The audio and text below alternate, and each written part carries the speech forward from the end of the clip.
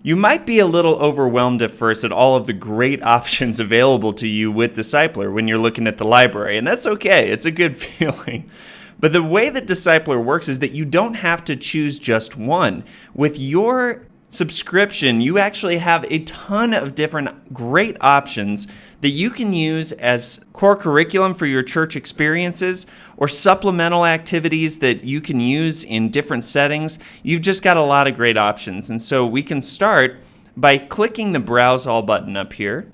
And you'll notice some great filters up here that'll help you to find the curriculum that you need. Maybe there's a brand that you know that you're looking for, or a publisher that you really trust, or maybe you just want to sort by age group and find all of the elementary things like we're looking for right now.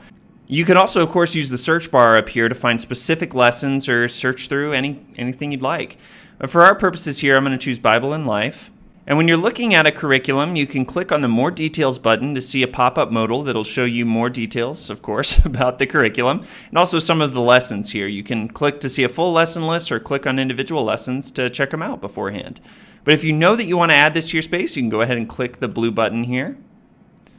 And it'll automatically choose the one we were looking at. Click Add to Space, and we're good to go.